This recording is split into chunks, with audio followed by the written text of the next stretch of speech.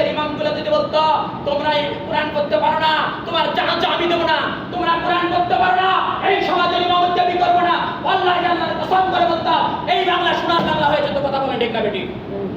তুমি জানাজা বন্ধ করে দাও।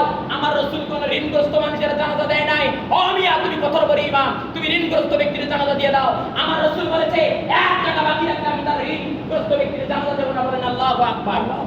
আমার ভাইয়েরা, আল্লাহর নবী কোন ঋণগ্রস্ত ব্যক্তির জানাজা পড়ে, আপনি কেন পড়বেন? আমার ভাইয়েরা, রাসূল বলেছে, রাসূল একটা জানাজা শুরু করেছে, এমত অবস্থায় রাসূল মানে জানাজা হবে, নবীজি চলে এসেছেন, সাহাবায়ে কেরামগুলো বলেছেন ইয়া রাসূলুল্লাহ আমার এই মৃত ব্যক্তির জানাজাটা আপনি পড়িয়ে দেন।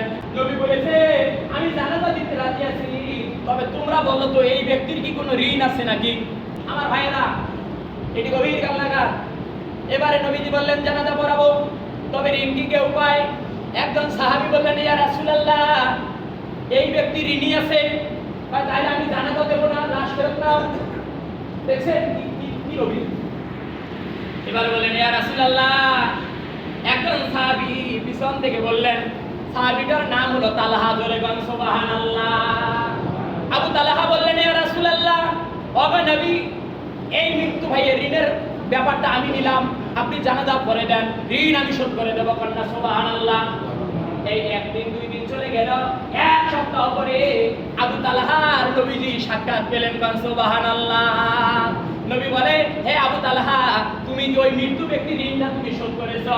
আবু তালহা বললেন নবী গো, আমি ঋণটা শোধ করতে আমি ভুলে গিয়েছি, এখনই আমি ঋণটা শোধ করে নিচ্ছি।